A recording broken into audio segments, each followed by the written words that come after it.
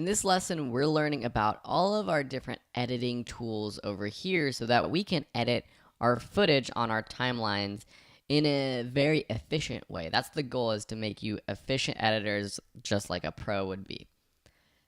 To learn how to do this, let's start a new sequence. I'm going to take some of my B-roll clips and add it to just a new sequence that we can work on. I'm going to take this cruising down street MP4 and just drag it onto a new sequence.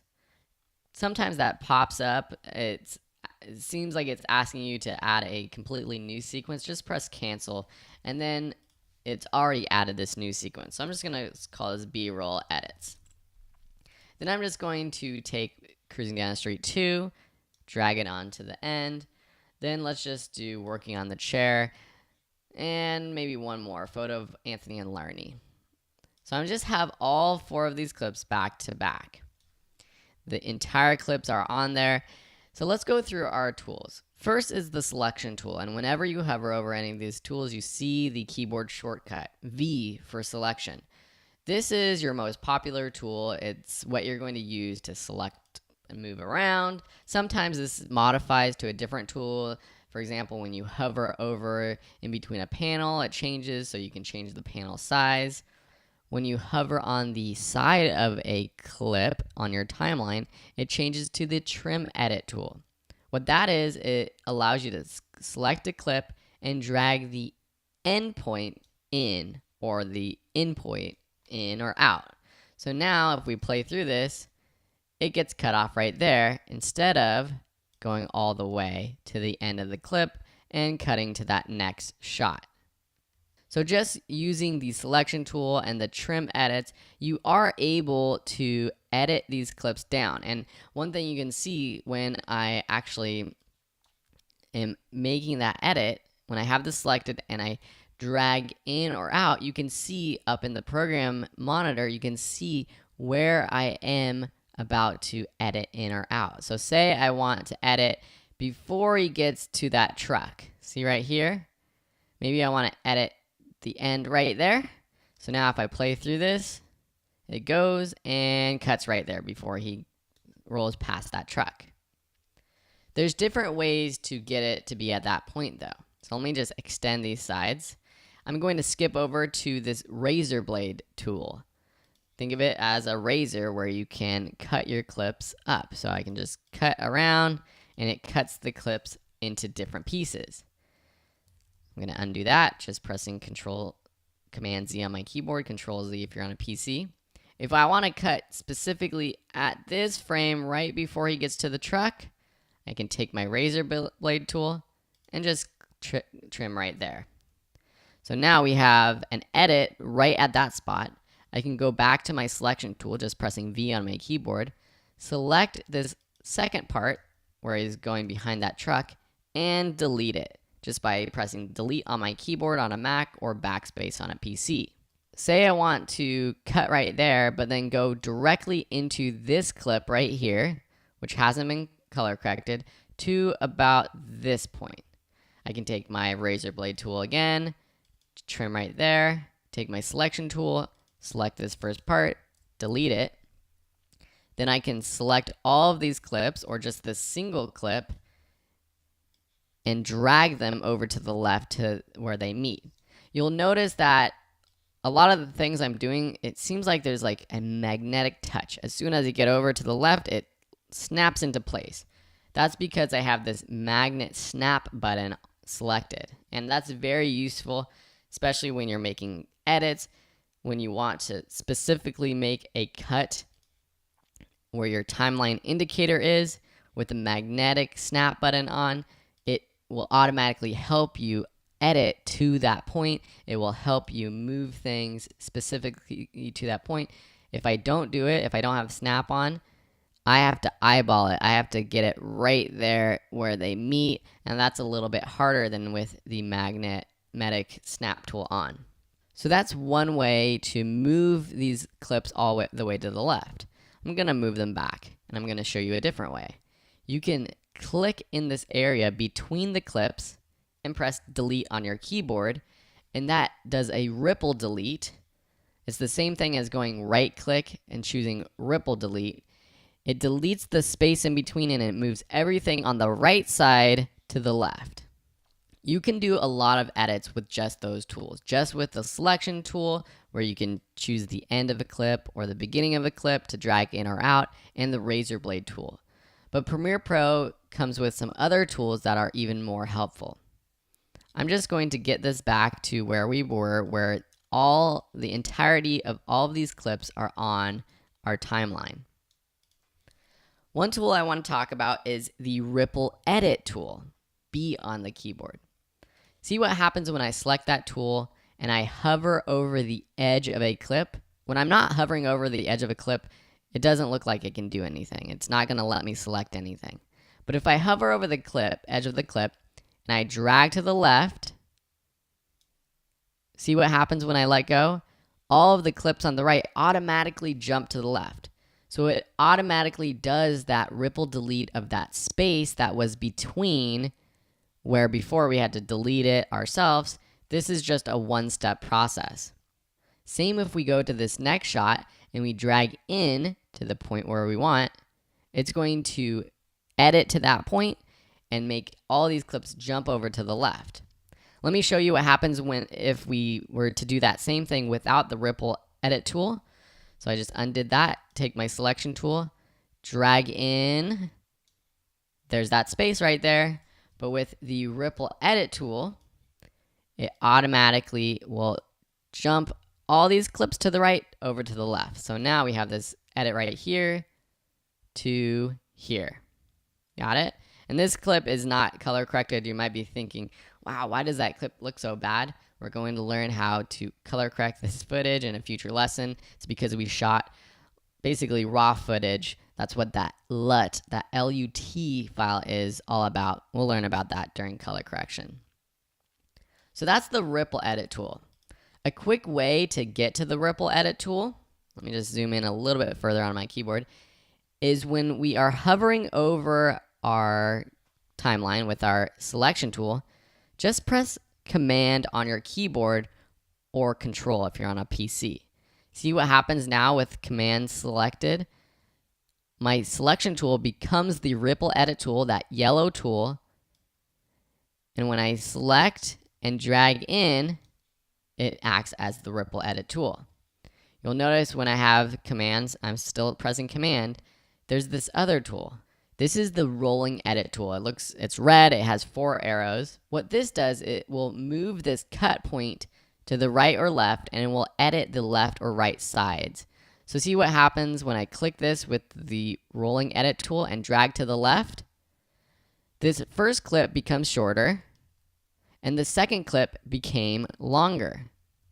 We could do that ourselves just with the selection tool by clicking with the trim edit tool and then clicking the second one and dragging it to meet it.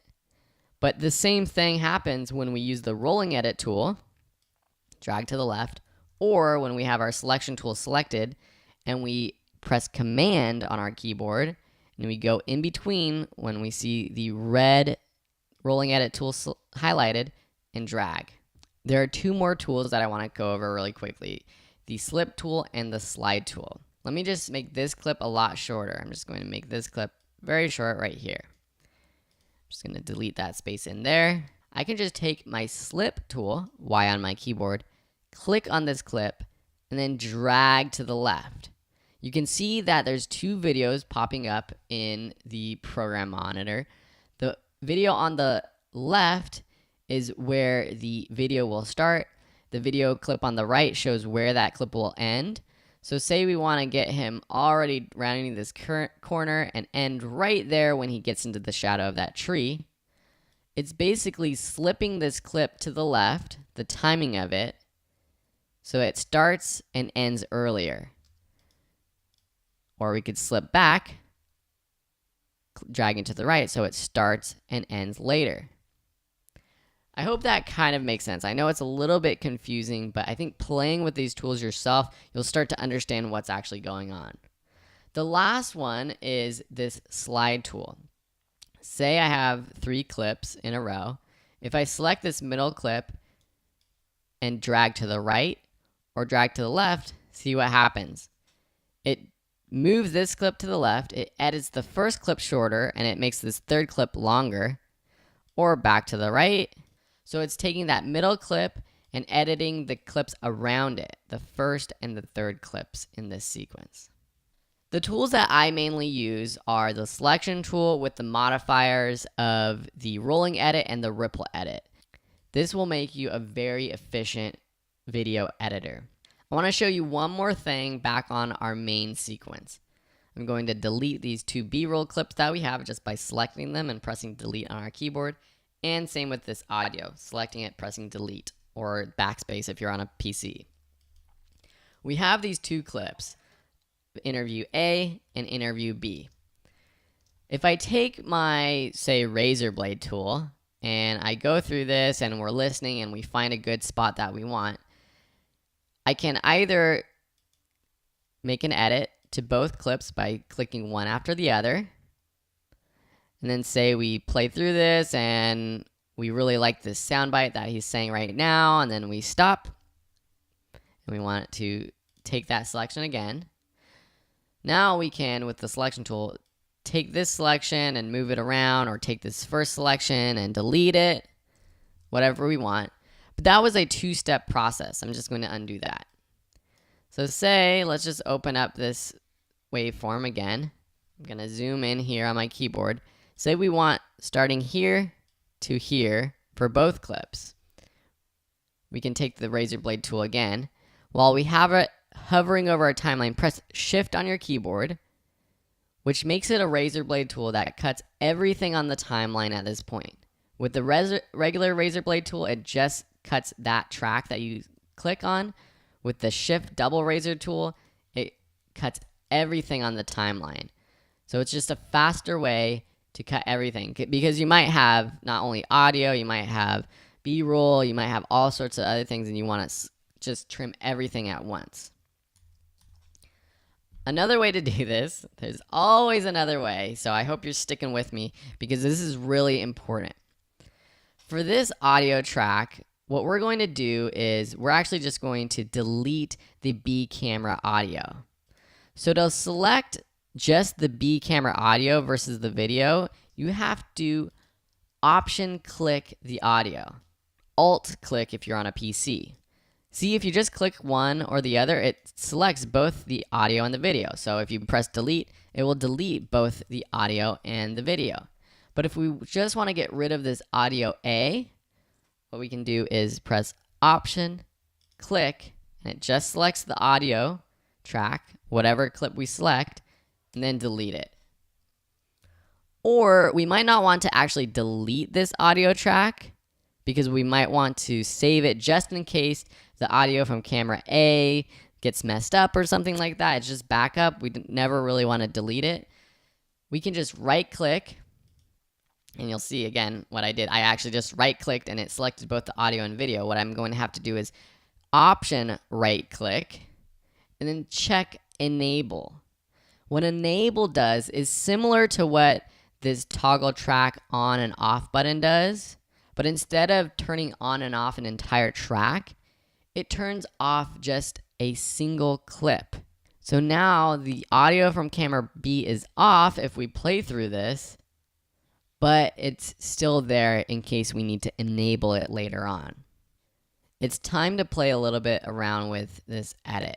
What I want you to do before we start the next part of the project is go through this interview and find the parts that you want to save for your video. So this interview clip is 7 minutes long or so. The final project for this course is to have a 1 minute long video. And I know a minute might or might not sound long to you. A minute video for a lot of people is long nowadays. But when you have an interview like this, it is hard to kind of pick and choose the points that you want to edit. So go through the interview using the editing tools, make your selections, and cut it down to just 1 minute. So by the next lesson, you and I will have a sequence that just has 1 minute worth of video with both interview camera A and B interview audio A on and interview audio B off. And it's just going to look like a sequence like this, but it's going to have a bunch of edits, and it's going to be a minute long. Now, in the next lesson, I'm going to jump ahead to adding B-roll and making a good sequence. But at the very end of this course, I'm going to put together a bunch of the longer lessons, including one where I walk through my entire editing process for finding the right audio clips for this interview. This is 7 minutes long. Anthony talks about a lot of different things, and it's interesting to see perhaps what you are going to create, what I want to create, what I think is important, what you think is important, or maybe it's not the most important thing, but just what you think would be interesting for a minute-long piece. So if you want to see me edit this entire interview clip down to 1 minute, there will be a lesson later on in the course. I just am explaining that I don't want to put it in the very next lesson because some people might want to just do it themselves and jump on to the next lesson where we'll learn a bit more. So anyways, I've talked about this long enough. Enjoy that lesson if you want, and we'll see you in the next lesson when we start adding more B-roll to our footage.